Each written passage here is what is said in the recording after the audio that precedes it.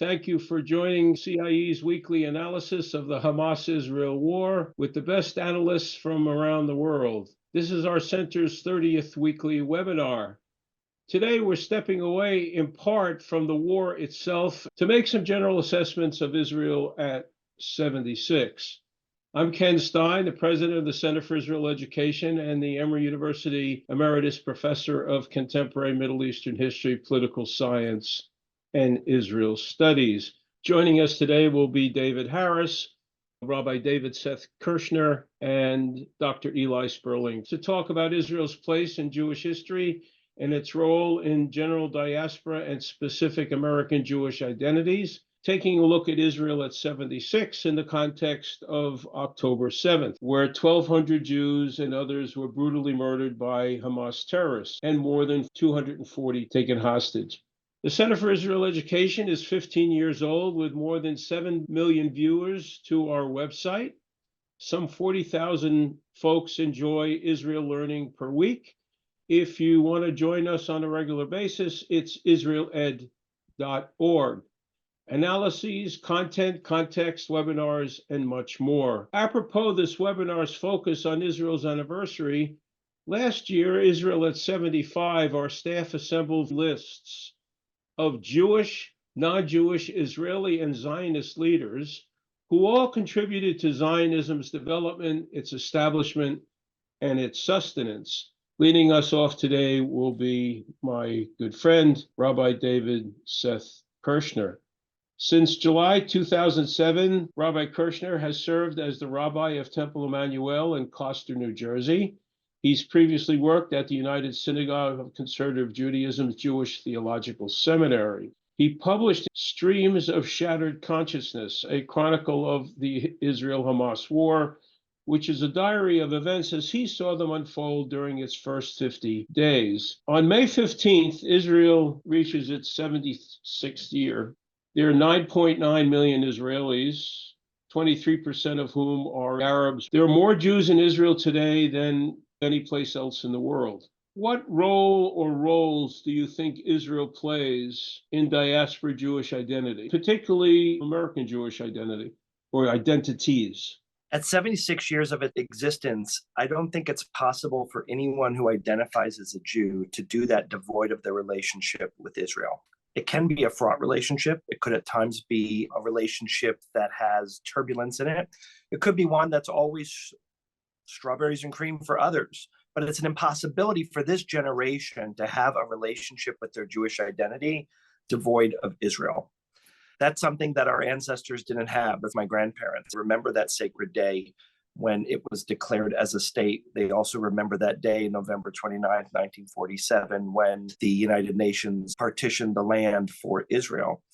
So it has now become at least singular, if not multi-generational reality. And I think in many ways, Israel has become the great disruptor. If we look at it just through the lens of today in 2024, what's fascinating to me on the global scale is that the world is saying, well, if Israelis would just forsake their state, anti-Semitism would cease to exist in the world.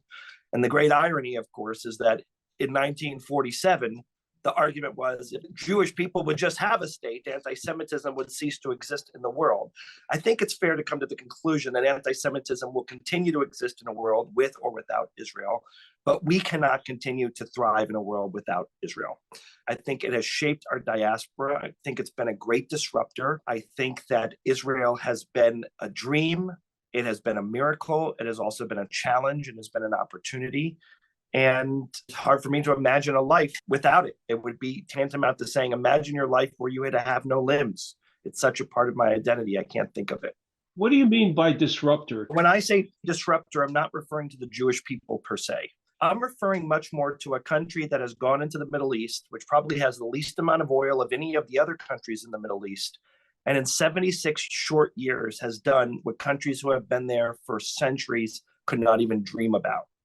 And that has disrupted the balance of the Middle East. The United Arab Emirates and Saudi Arabia are looking to the West, and not far west. I mean the West in Israel, and saying, when we run out of oil, what will be our future? Let's look to a country that has no oil, that's not their main source of GDP. And what have they done? to bring something to the world, to contribute to society. And I think Israel has done that. Israel has done it in a very tough neighborhood. It's done it without a lot of hugs and kisses from all of its neighbors, and even the neighbors it's had peace treaties with. They haven't been a warm peace except for the Emirates and Bahrain. And that's so new. It's fresh, still has that new car smell. That's a disruptive nature of what people are dealing with in that region. David Harris is a New York native, best known as the CEO of the American Jewish Committee from 1990 until 2022, a period when his prominence in supporting Israel and opposing anti-Semitism led Shimon Peres to call him the foreign minister of the Jewish people. But his career in service and human rights, freedom, and Jewish people goes back to 71 and perhaps even earlier, as he worked diligently for the liberation of Soviet Jews and a persistent advocate of the history and interests of Mizrahi Jews, not to mention reaching out across the community in New York to many non-Jewish organizations and individuals, trying to create links and relationships in order to preserve and protect Jewish identity as we moved through the 70s, 80s, 90s, and 2000s, and what were some pretty tumultuous times. Though David is retired, he serves on the board of trustees of the Henry Jackson Society, a British policy think tank promoting democracy, freedom, and human rights. He serves on the board of advisors for the Institute of the Study of Global Anti-Semitism and Policy, and on the board of trustees of Brandeis University. David, what role do you think Israel is playing in diaspora Jewish identity, and specifically in American Jewish identity? I feel very lucky. For 1,878 years, if I have my math correct, we lived with Israel as a dream, as a prayer, as a hope. You and I and those on this call are among the very lucky ones for whom it's no longer a prayer or a distant dream. It's a reality. I think that the rebirth, and I stress the rebirth of the state of Israel, is the most exciting Jewish story in our lives, whether we choose to live there or not. And I cannot imagine myself as a Jew in the year 2024 living without an Israel. So its role in the diaspora, absolutely central to my identity, my metaphysical identity, my spiritual identity, my tribal identity, not to mention my belief in its necessity for the security, safety, and fulfillment of the Jewish people. Can you give us some specifics as to what you mean by the fulfillment of the Jewish people? Jews sit on a three-legged stool, and all three are essential to who we are as a people. The first is a faith, a set of beliefs, however we choose to interpret them. The second is a tribe, a people to whom we belong within borders, across borders. And the third is a land. It doesn't matter what prayer book you pick up, you'll see no references to Bialystok or Brooklyn, or to generalize it more, given some of the campus screaming, any references to Poland. So there's no going back to Poland. The references are to Jerusalem, to Judea, to Zion, to Bnei Yisrael, the children of Israel. Is this an a la carte menu where we get to choose among a faith, a people, and a land? I don't think so. The fulfillment of the Jewish people involves all three. It all begins with perhaps the most important words of the Israeli national anthem, Liot am chovshi be'artzenu, Eretz Zion v'Yerushalayim, to be a free people in our own land, the land of Zion and Jerusalem. That's it in a nutshell, Ken. The whole story is Twitterized long before Twitter was established. In that one sentence, to be a free people in our own land, and not just any land, but the land of Zion and Jerusalem. I recall July 4th, 1976, for example, which was a very special day in American history, the 200th anniversary, the bicentennial. I was working in Rome, Italy then with Soviet Jews, Rome being one of the two arrival points together with Vienna, and our phone rang. And my sister-in-law said, "Turn on the television," which I promptly did. And what did I see? I saw Israelis liberate the hostages at Entebbe. The message was never again, wherever Jews were threatened, seized, kidnapped, never again would they be unprotected. Let's remember, it was a French plane. an Air France plane, not an El Al plane. So in theory, France should have been planning the rescue operation. But it was not France, though I want to give great credit to the pilot, Michel Bakov, who chose to stay with the Jewish and Israeli hostages, even after a Mengele-like selection process between Jew and non-Jew in this case. Fast forward to Jews in the Soviet Union. Let me take you to January 1991, when Saddam Hussein's Iraq was firing Scud missiles indiscriminately at Israel during the Gulf War. I was on the first plane from the U.S. to Israel after the Scud missiles. By the way, the plane was empty, except my fellow passenger, Jackie Mason, the legendary comedian, who was coming for the same reason as I was, simply to show our solidarity in any way we could, just physically be there. And what was striking, Ken, was not just our being there with the gas masks in the sealed rooms, feeling the sense of solidarity. It was going to Ben Gurion Airport several times during the days I was there and watching planes arrive from the Soviet Union in the midst of the Gulf War, while Scud missiles were falling on Israel, and Israelis weren't sure if any of them had chemical warheads. But Israel did not falter for 1 second, not 1 second, in fulfilling its commitment to Jews who felt in danger. And Jews in the Soviet Union felt in danger in this transition period where it wasn't clear if the Soviet Union was headed towards better times or even darker times. I saw with my own eyes, Baruchim Habayim, welcoming Soviet Jews, and in the next breath saying, here is your gas mask, here is how to use it. You're now one of us and part of us. And it didn't stop either Soviet Jews from coming or Israelis from fulfilling their responsibilities. And the third and final example is being in Ethiopia as early as 1984. So that's 40 years ago, being there very quietly in an effort to help support what was then called Operation Moses. Ken, I saw with my own eyes, I heard with my own ears two things. Jews from Ethiopia who were desperate to climb to Zion, to Jerusalem. In their minds, it was a climb, a spiritual, metaphysical climb. It was in their prayers and their yearning for millennia when they thought they may have been the only Jews on earth. And I saw the lengths to which they went, carrying their elderly on their backs, crossing hostile territory. 3,000 or 4,000, as I recall, were murdered or died along that dangerous route. Their goal, Zion, Jerusalem, Israel. And I saw the lengths to which Israelis went, Sachnut, the Jewish agency, the Mossad, and others. It was a massively difficult operation. The Netflix movie, The Red Sea Diving Resort, just gives a kind of Hollywood version. And as one African-American leader said at the time, this was the first time that Africans were brought out of Africa, not on ships as slaves, but on planes to be free people. Those are the meanings of Israel. Whatever the political party in power, whether you like the current prime minister or not, there's a much bigger, wider, deeper meaning of Israel, and we, the lucky ones, should never lose sight of it. I'm Michael Jacobs. I work with Professor Stein at CIE on these webinars. Our former CIE colleague, Dr. Eli Sperling, as an Israel Institute teaching fellow in the University of Georgia's Department of International Affairs. He was a postdoctoral associate in Duke University's Department of Asian and Middle Eastern Studies and a senior academic research coordinator at Emory University's Institute for the Study of Modern Israel and a guest professor at Emory's Tam Institute for Jewish Studies. His recently published book is Singing the Land, Hebrew Music and Early Zionism in America, which is available free in ebook and PDF form from the University of Michigan Press. Eli, you joined us for another webinar February 7th that focused on cultural responses within Israel.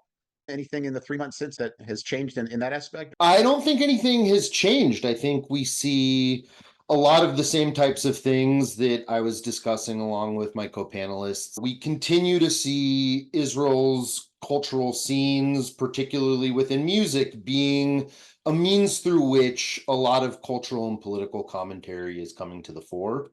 As I noted, this is a pretty consistent historical thread for Israel, where we have seen musicians from many sectors in Israeli society producing music that in some way is a voice for many communities really in all aspects of Israel's historical and political progressions. But now, much like past wars, music is one of those very cherished voices of sorrow and of messages for hope as well. I think we just continue to see the same types of trends. Even a lot of artists I spoke about in our webinar are continuing to perform and even write music about a particular tragic moment in Israel's history. For American Jews, what has it done for our Judaism? What has it done for our religiosity? What has it done for our identity? Rabbis in New Jersey in the 1940s didn't have an Israel to look to. Maybe even Israel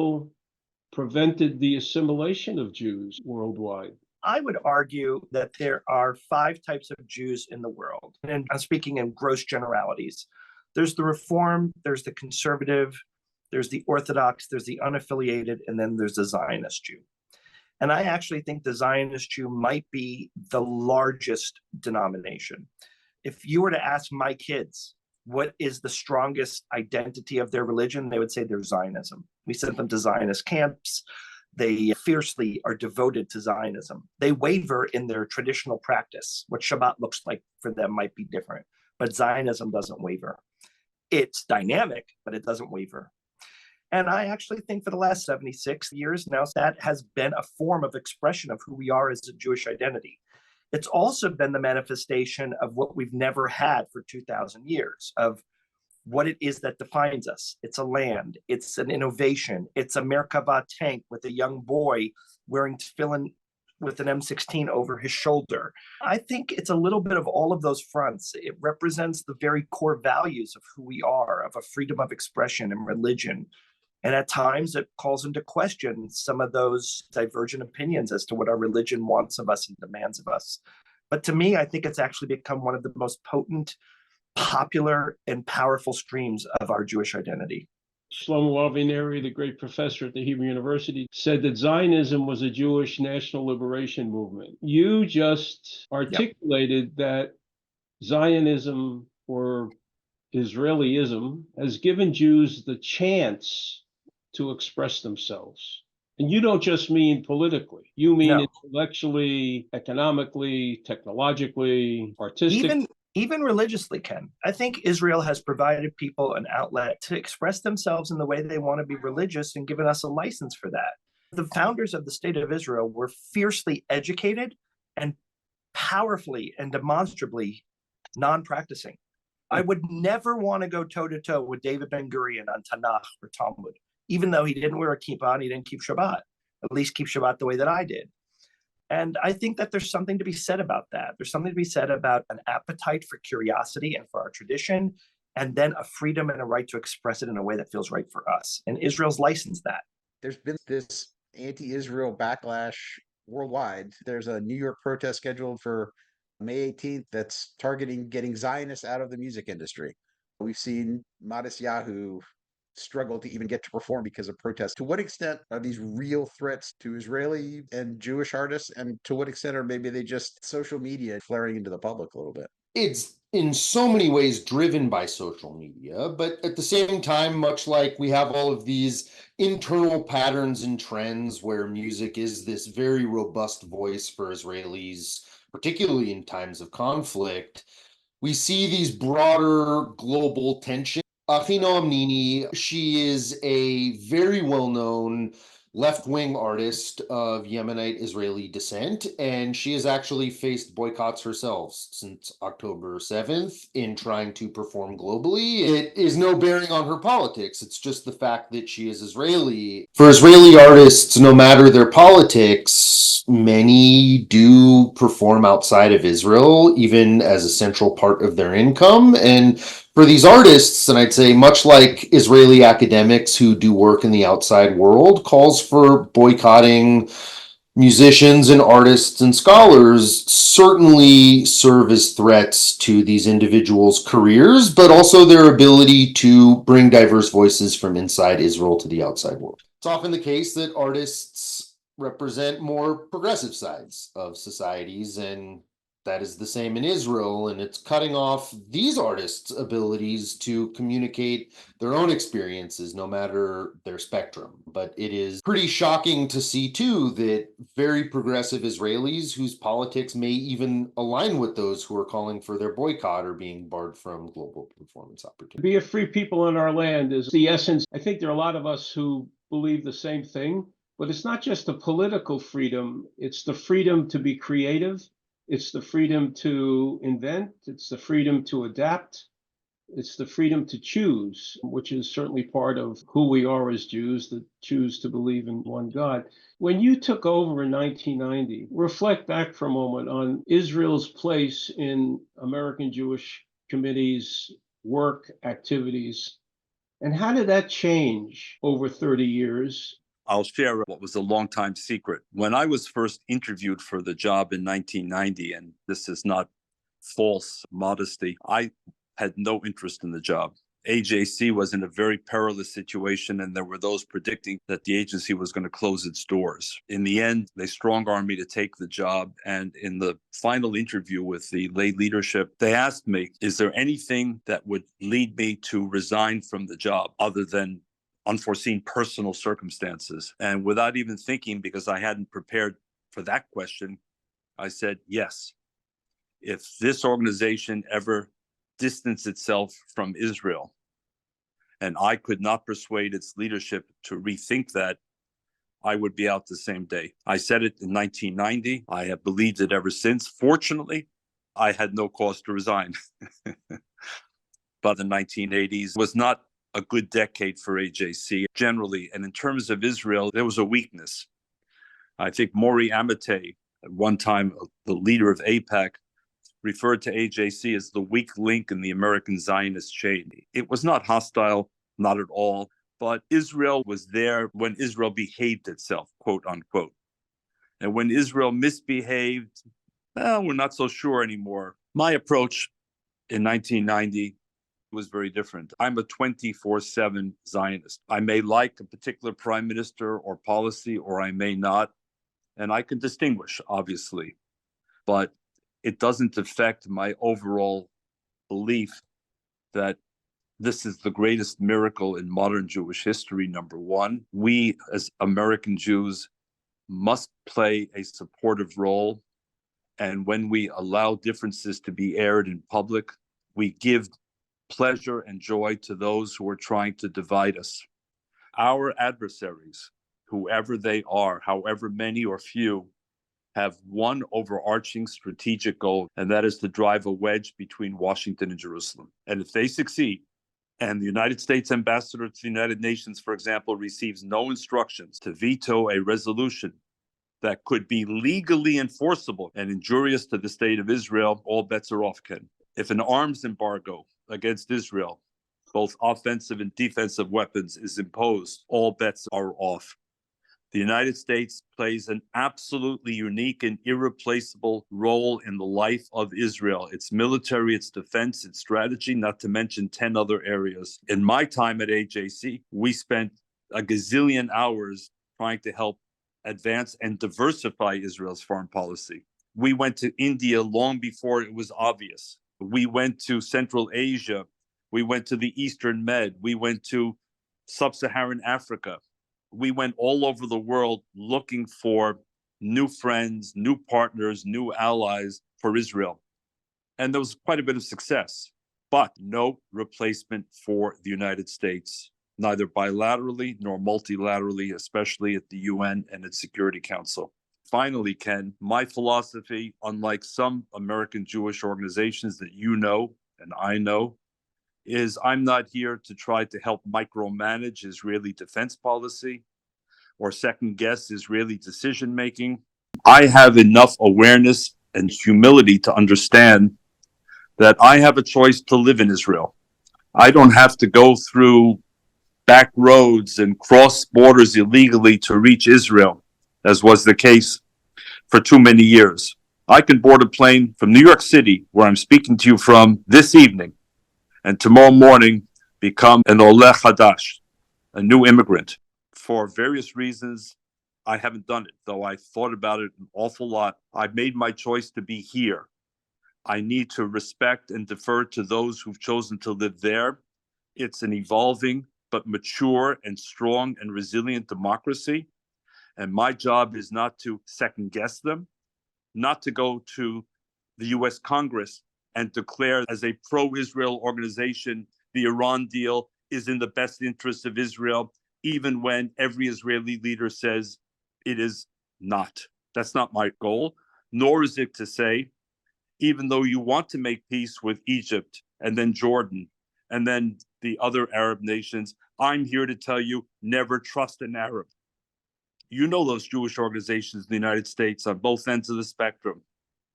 My goal was to keep AJC solidly pro-Israel, looking for opportunities around the world, and not to exacerbate divisions within Israel or between Israel and the United States. Among your congregants, how does Israel resonate in their daily lives? I could give you a quick answer and say it's very important, but I think you're asking a much more thoughtful question and deeper question than that. It almost reminds me of someone with grown children asking, what role is the health of your grown children? It's not something we really think about on a daily basis until, God forbid, they're sick. And then it overcomes every single thought, energy, resource that we have to make sure that nothing can hinder that process of it getting better. We're never flip or nonchalant about health. And that's kind of our relationship, I'm sorry for the analogy, to our community, and I think a lot of communities in the state of Israel, because it's something we don't pay a whole lot of mind to when it's healthy and well, and we're happy to get the good things from. But when it's not well, it's something that has overcome us and our focus. It's something that gives us echoes of our history. It's something that lets our grandparents whisper in our ear a little bit of, I warned you and I told you so. And it's something that also reminds us as we talk back to our grandparents in their figurative ear, well, now we have a state of Israel to protect us that we didn't have in your time. So for my community, it's omnipresent.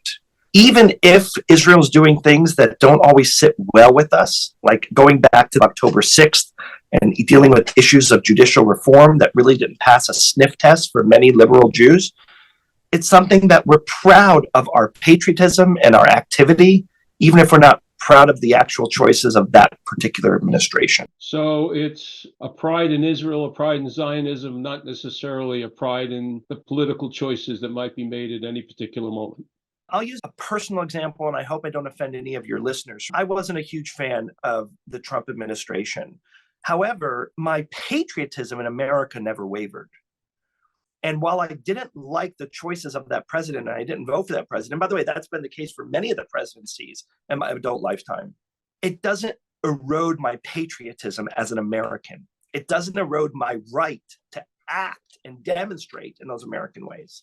So while I might not like what one particular administration does or one particular government official does or multiple government officials do, it doesn't make my Zionism erode. It just makes my faith in that person erode. If one of my family members betrays me, I don't forsake my entire family. And it's a ridiculous construct to say that our relationship with an entire country and its history and its future is contingent on one particular set of people who are elected democratically. What lessons should American Jews learn from the aftermath of October 7th? Number one, the Jewish political left completely underestimated the ongoing existential threats to the state of Israel. They glossed over them, or they fell into what I call the IOI syndrome, the if only Israel syndrome, meaning that Israel's future depended on Israeli decision-making alone. So if only Israel had a different political party in power, if only Israel stopped settlement building here or there, everything could be hunky-dory. And Hamas came along on October 7th together with its patron in Tehran, its funder in Doha, and its kindred spirits in Yemen and Lebanon and elsewhere, and said, F you. This has nothing to do with Benjamin Netanyahu. This has nothing to do with this or that settlement in the West Bank. This has everything to do with the fact that you exist. It's your existence that we find objectionable and are determined to destroy. So number one, to the political left, wake up. I hope you have. Number two, to the political right in the United States, we only have one government at a time.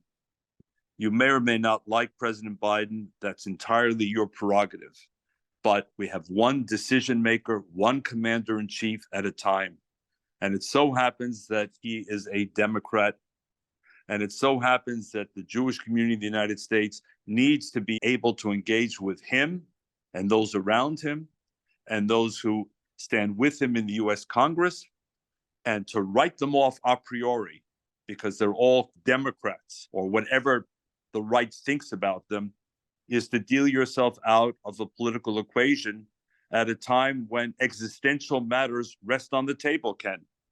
My mother passed away 6 years ago, but until her death, she never knew how I voted. And the reason was very simple. I felt as a Jewish advocate, I had to avoid, like the third rail, like the plague, partisanship. We needed to be ready at any given time to be able to engage at the highest levels, the decision makers that would affect the fate, the destiny of the Jewish people in the state of Israel.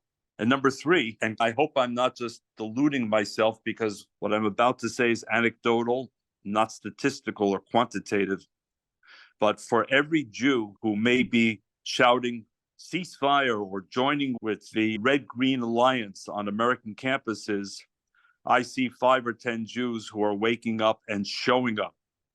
I go maybe twice a month to a Reform synagogue in New York, mostly as an expression of love, solidarity, and community with the congregation. Attendance since October 7th has gone through the roof, and it's not alone.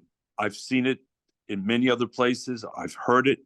I've seen people approach me and say, can you begin teaching classes for us? We want to support Israel. We believe in Israel, but we don't have the facts. We don't have the data. We don't have the talking points. I'm sure CIE is experiencing the exact same thing, Ken, because I see you smiling and nodding. This is a mass awakening. People understand this was not a war of choice by Israel. This was an existential war foisted upon Israel. You mentioned 1,200 people. Let's put it in American terms. In American terms, 42,000 people would be the equivalent. We went to 2 massive wars when 3,000 or fewer people were murdered. 1, Pearl Harbor, and 2, 9/11. We dropped 2 atomic bombs on Japan. And how long did the wars in Iraq and Afghanistan go on? By the way, with how many calls by Americans for a ceasefire, much less for provision of humanitarian aid to Germans and Afghans and Japanese. So I see people realizing this and wanting the tools to be able to stand up. And the last thing I would say, Ken, is too many American Jews have become too complacent about our lives here. This was the second Jerusalem, maybe to some the first Jerusalem, the shining city and country on the hill. And Lord knows it's been a good country to us. My mother, who arrived here during the Second World War, quite unusual, during the Second World War, blessed this country every day of her life. Every day of her life. But we've been reminded history doesn't stop. Maybe we had an extended holiday, but the threats to Jews are not just over there across the ocean, they're here. We don't have to recite to each other the instances on campuses and on streets, the threats, the intimidation, the menace, and perhaps even more ominously, the silence or the equivocation or the even-handedness of too many institutions in which we American Jews had placed our trust and for so long had supported. So there's an awakening, there's a coming of age here as well after October the 7th. I can only hope the war will end soon and successfully for Israel, but that feeling of unity and solidarity and connection will continue for much longer. Did anyone in your community reach out to you on October 8th or 9th? Or non-Jews reach out to you, or non-Jewish clergy reach out to you? You did introduce me as a rabbi, which means that I am trained to answer questions with stories. So indulge me for 30 seconds. After the shooting in Pittsburgh, on Friday night at our service, it's a small, intimate service of 30 to 50 people. And I saw a couple I hadn't met before. And I walked over to them and I welcomed them. Said, I'm glad to have you joining us for our prayer. And they said, we're the O'Malleys. we live in the town next door. We're not Jewish, but we needed to be here on this Shabbat with you. And that was the first time I cried after Pittsburgh, and I hugged them. And it moved my soul. If you want to talk about someone hugging your soul with their words, it was that moment. And I naively anticipated a lot of that post-Pittsburgh response after October 7th. I'm still waiting for it. In fact, it went the other direction. My local congressman, who happens to be Jewish and happens to be a dear friend, he put together a clergy meeting around the 25th of October, before the ground invasion. In it, there was a pastor, a priest, 2 reverends, 1 other rabbi, myself, and 1 imam. All the other imams invited refused to come. This was the most moderate of the imams. Not a one of them had reached out before and a hand of friendship. Not a one of them at that meeting even offered a word of consolation. The black pastor condemned me and the state of Israel for their acts against Palestinians. And the imam refused to shake my hand, to shake the congressman's hand because we're both Jewish, and refused to take a picture with us. I was at the moment enraged that my people have become subject to such a horrible new form of Holocaust and terrorism. And this person was condemning me for it and refused to shake my hand as if I were the criminal. And I had written at one point that it was tantamount to a woman who was in the process of being raped, and the victim was trying to fight off the assailant, and the police come and they're asking, did you punch the assailant? And she says, yes. Did you gouge his eyes? And she said, yes. And they say, well, you should know that that's battery, that's assault. That's what it felt like. It was so ludicrous. My heart is still deeply bruised from that moment. And I think it's also bruised from the silence of the phone not ringing, from the text not coming in, and from those relationships not being reciprocated. The O'Malleys never came after October 7th, and no other O'Malleys came to our synagogue. And I don't think that's so unique to me. I think a lot of my colleagues suffered from the O'Malleys who weren't there. May 11th, Swiss performer Nemo won Eurovision, and Israeli singer Eden Golan finished 5th, but she faced tens of thousands of people protesting in the streets in Malmo and needed police escorts just to get to the arena, and had people booing her, and her fellow artists gave her a rough time. What does it say about the reception for Israeli artists now? I think for Israeli artists, this is a time of deep frustration. I would say the same is the case for many global artists too, who as non-Israelis are forced to take these hard positions and maybe even have their own careers impacted by calls for them to boycott, to take different positions, immense pressure, and even internet bullying for participating in Eurovision. And so we have to understand that this particular political issue is impacting Eurovision writ large. It is not just Eden Golan's experience, but of course, as a pop artist representing Israel in an event that is widely watched, but also widely considered to be non-political, it is this deep sense that just because she is an Israeli, she is not welcomed. And in her performance on Saturday, she was facing crowds booing her. With that said, it's reported that many were cheering her on, and Israel did actually, despite finishing 5th, receive a great deal of popular votes from a variety of voting countries. But intimidation, discrediting her even being there based on her nationality, it is a unfortunately common thread, but one that I think has reached a fever pitch, particularly in Eurovision with the 2024 performances. I think many in Israel are quite disappointed, but I think for many in Israel, they are unfortunately used to this dynamic and see this as just another piece along this long trajectory of Israeli artists being shut out from global forums and competitions and scenes as a result of their nationality.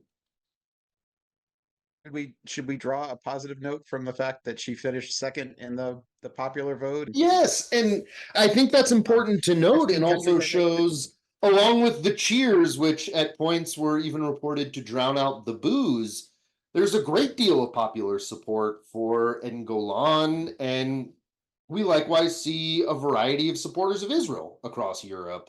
However, it is the case that the booing voices are those that become loudest, and social media has been a major catalyst of this. And as I said, it's even the case that European artists were being bullied on the internet and on social media for their own participation in the contest. And so I think there is, at least as far as Israelis see it, a silver lining in feeling this organic and genuine recognition and support from the Eurovision community, but jarring to see the public outrage and very overt bullying of Eden Golan, who is participating in something that's very exciting and something that Israel has a very long-standing history in being successful in. And so for her, I think this is also quite disappointing in her national identity is something that she sees as playing a significant role in how she's going to perform and be judged in the Eurovision. So it's quite complex, despite the fact that there was a great deal of popular support. It appeared that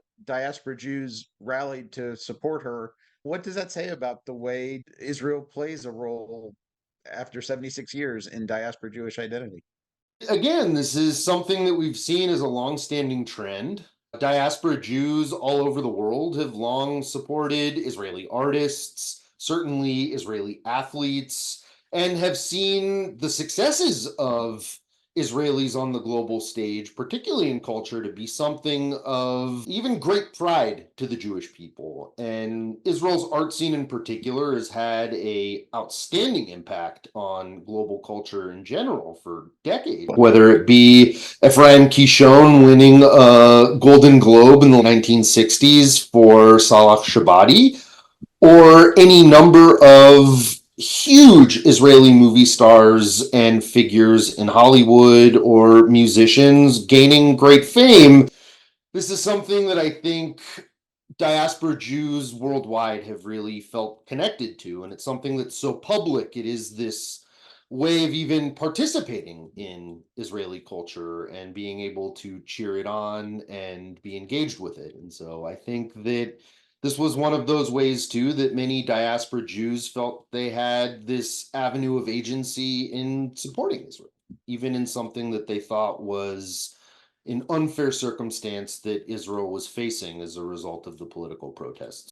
Has diaspora Jewish identity toward Israel since October 7th weakened or strengthened? Well, I don't know if I can comment as to whether it's weakened or strengthened, but I think for many American Jews, this has been a time when they've looked to Israel and seen the country in an extremely difficult time. I think that this has also been going on for quite a while, but for many in the United States, particularly those who may not even agree with the policies of Netanyahu's government, these cultural moments are ways that they can connect to Israel. And something like a song contest is this means of engagement that has very little to do with politics. And I think for American Jews and diaspora Jews writ large, paying attention to Israeli culture, consuming Israeli culture, participating in Israeli culture is one of these ways that they can feel connected to Israel and its diverse Jewish populations without having to necessarily be engaging in political discussion or feeling like they need to take positions on complicated issues relating to the government. This is a more kind of light engagement, I would say. And in times of war and in times of political conflict, I think that this is important as there's so many diverse views amongst diaspora Jews and Jews in the United States about the political situation. Maybe there are strains between American Jewry and at least the Israeli government right now or Israeli policies, but I don't think that there has been a movement to shy away from Israel overall, or even an attenuation of American Jews, I'd say, deep connections to Israel and its people. And culture is one of those ways that allow American Jews and Israelis to even engage with each other without having to have these political lines be drawn. And so I think in many ways, this is one of those areas of diaspora Israel engagement where we may even see a sharp increase, even if there are tensions between diaspora Jews and the government. You've written a very interesting book on your reflections of those first 50 days, post-October 7th. How is American Jewry reflected on October 7th through your lens of writing this book? This has been a cataclysmic event. It has altered our Jewish DNA. If we are noticeably Jewish, recognize our Judaism, and recognize any connective tissue, regardless of the size of the strand, to Israel and Zionism, October 7th has forever altered that composite and makeup. My instinct is that for the majority of the people in the Jewish world, it has strengthened it. It has deepened their connection to all aspects of Judaism, Jewish community centers, connections to synagogues, and Zionism. I have people who are signing up to go on missions with me to Israel in solidarity and volunteering who've never been to the country before. Right? It's unheard of. I had people who had nothing to do with Judaism, didn't care who they dated, didn't care what Israel was, couldn't tell you where the West Bank was found, who spent their Saturdays and Sundays week after week putting up signs at people's homes and knocking on doors saying, "We stand with Israel." I think it's a painful reality and a painful cycle that we continue to be strengthened, galvanized, and almost emboldened when we are the victims of terror and universally targeted.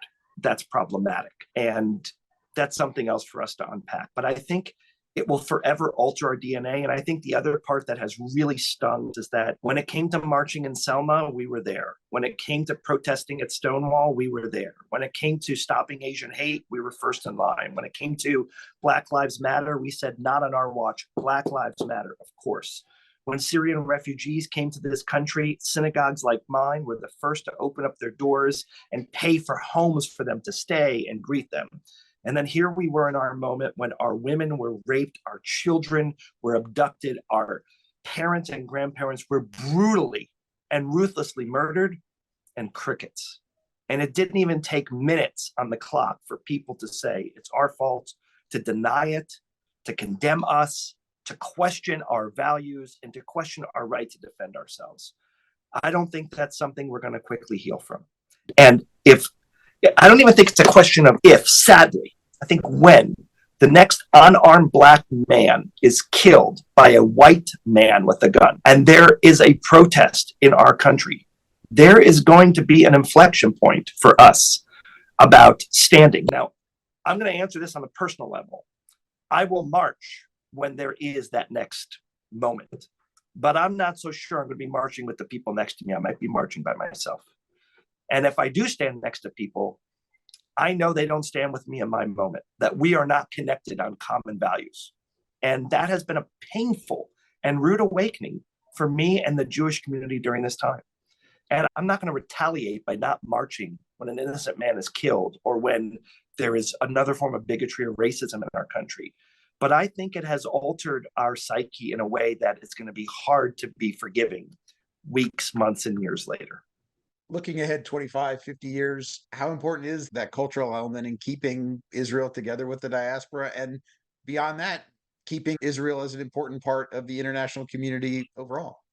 I'll start with Israel and the diaspora. I think this is absolutely core. And for any listeners who may actually go and download the free version of my book and read it, you'll see that, at least as I argue, culture and Hebrew music more specifically was actually a central feature of the communal bonds that existed and means of interaction between the two communities. And I think moving forward, particularly as Israel's politics have just increasingly become more contentious, it is a way in which global diaspora, but particularly in the United States, Jews find ways to find that common connection with Jews in Israel and participate in Israeli society in ways that aren't related to government or state to state relations. And I think that has always been extremely important. And I imagine that it will only become increasingly important into the future. We do see certain attitudes amongst America's Jewish population shift with regard to Israel's government policies, but it is the case that American Jewry and diaspora Jewry writ large maintain deep connections with Israel. And I think culture, like it always has been, will only grow in its importance as this bonding agent or means of communication between Israeli Jews and diaspora Jews. Now, in terms of Israel's place in the global community, I think that it too will grow. We'll bring this out in a little bit wider of a focus than just music or cultural output, but we see Israel having deep impacts across the globe in its contributions to academia, to medical research, to a variety of tech industries, certainly to culture across fields, to economics, to humanitarian interests, and well beyond the politics. Israelis have always made a deep impact on various cultural scenes, various economic sectors, and this has been something that is very important in Israelis and Israel as a state connecting to different areas of the world, even those where they may not have been able to do so in past times. Even in the context of the Abraham Accords signed in 2020, we see a variety of cultural partnerships between states like Israel and Morocco, even with exchanges of musicians between national orchestras, and a variety of cultural partnerships with the United Arab Emirates and Israel, even bringing Israeli artists to showcase visual works, photography, and paintings in major Dubai art showcases, and many different musical and cultural exchanges between Israeli and Emirati artists. And well beyond the Middle East, Israeli cultural diplomacy has been a major means through which it has built and maintained partnerships. And so I think that these tensions and calls to boycott Israeli artists are not going away. But what we have seen over the decades is even with these calls, Israeli artists and figures in a variety of industries have always maintained deep ties to global scenes that their work is a part of, and I think will continue to. Moving forward, I can only imagine that Israelis are going to want to focus even more on this and seek to find even more opportunity to engage with the outside world. And we've seen that as a pattern over the past decades, and I think it will continue and become even more robust, particularly with communications technologies, making these cultural exchanges so much easier.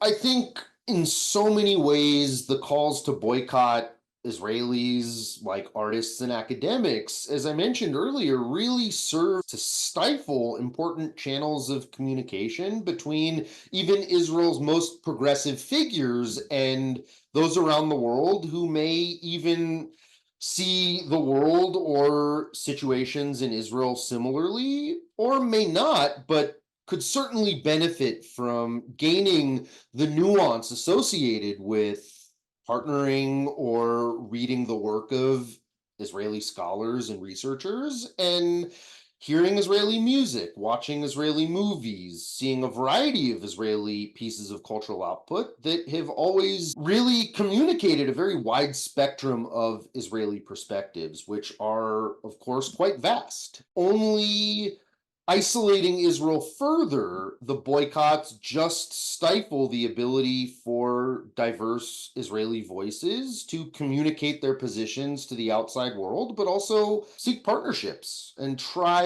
and gain support for even specific movements within Israel that can be cut off with these types of boycotts. And I know in the academic world, this is a huge conversation, and something that many of my Israeli colleagues, particularly younger early career scholars, fear, not having the ability to publish in major journals or present their work in academic conferences or in university settings outside of Israel. And again, like the musicians, beyond just having your career be impacted, it cuts off the ability for artists and researchers to do what they do and communicate their local circumstance through their work.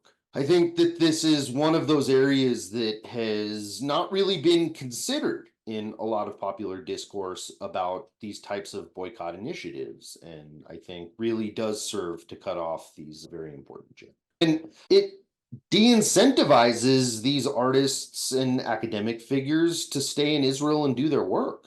It becomes so much easier for an individual to come to the United States and seek tenure at an American university or try your hand at a creative career outside of Israel if you fear that your nationality is going to have this deep impact on your ability to spread and do your work. This is one of those areas that has impacted phenomena of brain drain within Israel, and I think is quite toxic in its implications in further driving creatives, artists, academics, and a variety of Israelis outside of Israel to be able to do what they do without feeling they're going to be isolated based on their national origin.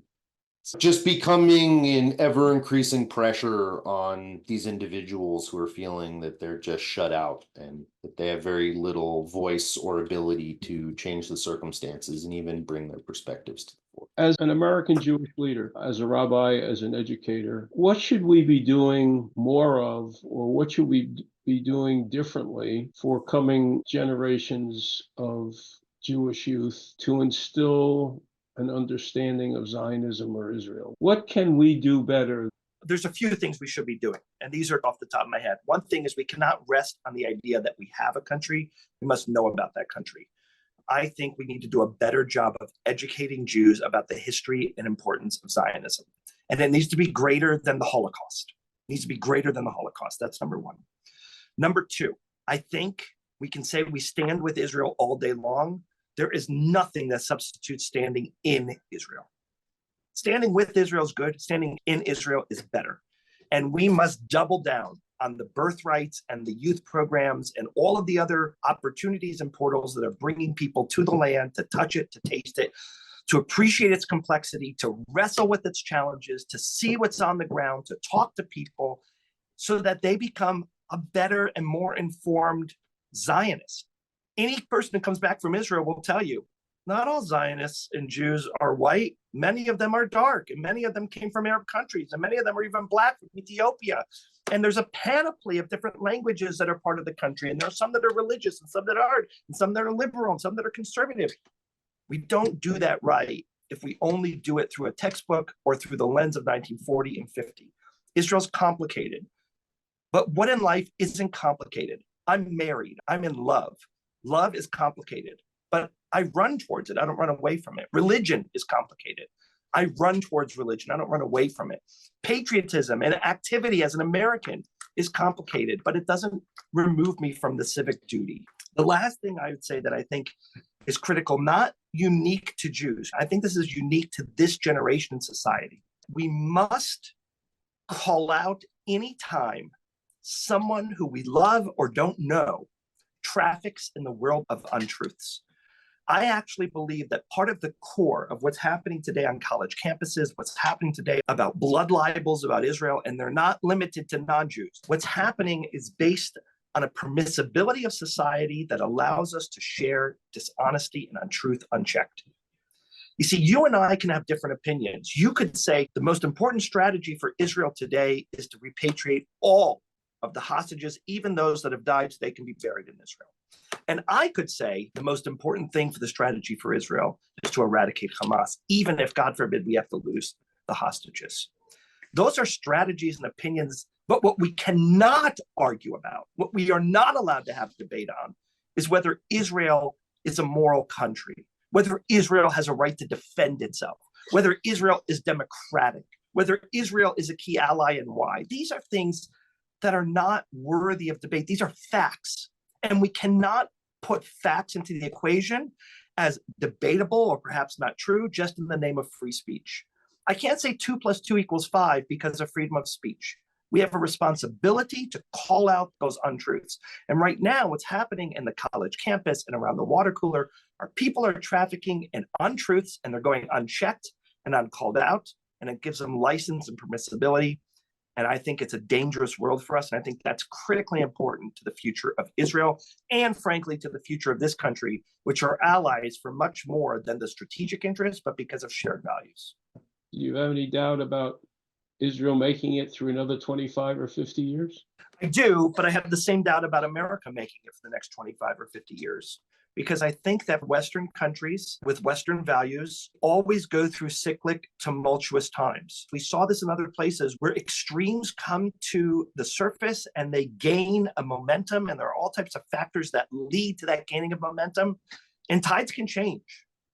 So I don't rest on my laurels. More than anything, is a call for us to not sit on the sidelines. Democracy is not a sideline sport, and Israel and America are both democracies. But at the same time, if I could invest, and I do, I go long in those countries, but it doesn't mean I do it naively or cavalierly.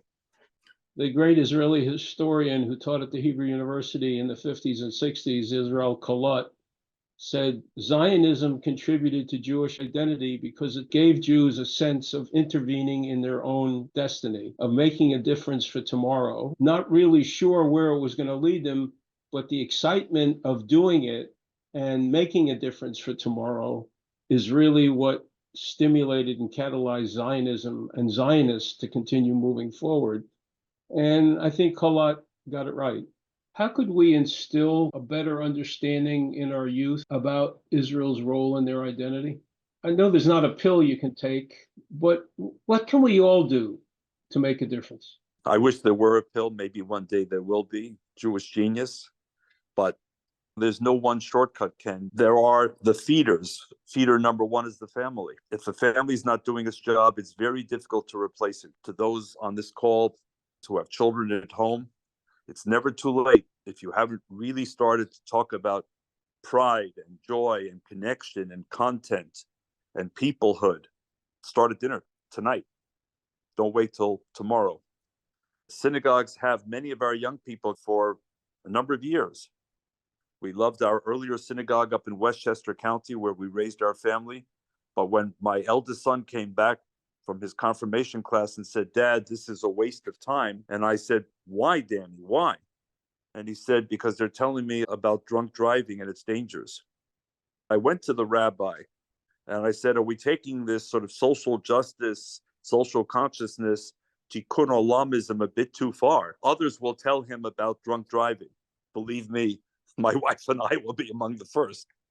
But if you're not telling him about Zionism and the meaning of Israel and its legitimacy and the extraordinary heroism of Jews in the Soviet Union and in Ethiopia, modern exoduses, if you're not telling them, it's not just the missing piece, it's that you're conveying a priority in which Israel is not at the top. Number three, Ken, it's not a new idea, taglit, birthright, but Israel speaks for itself. If we can get kids to go there and to go back there, and yes, taglit, but other programs and junior year study programs and other things. My middle son went to Israel for a master's degree. He loved it so much, he stayed and did his medical degree. He spent 5 years in Israel, came back to do his residency, and now he's an assistant professor. But Israel is with him day and night. He spent 5 full years there. So it's not just talking about these things and worrying and trying gewalt. Families do more. Synagogues do more. Taglit and other Israeli programs market even more. And Hillel, I understand you want to be open to everyone, but let's keep the Zionism and the connection to Israel top of mind and top of priority lists as well. Again, there's no magic pill there, Ken, but we all have to start somewhere. Our shoulders need to be broad in order to carry that burden, but I think we all are capable of doing it. We can all do our part and then some. Maybe our theme needs to be not just Liot Am Chofshi from Hatikva, but all hands on deck. I guess we learned October 7th, it takes work to be Jewish and it takes work to be identified with the state of Israel, and you can't expect someone else to do it for you. And it's all worth it. I can't imagine my life without the centrality of Jewish identity, Jewish history, the Jewish contribution to the world, Jewish connectivity, Jewish peoplehood, Jewish meaning, the Jewish GPS system that has guided me through life. So hard work, yeah. Worth it, you bet. Am Yisrael Chai. The people of Israel lived.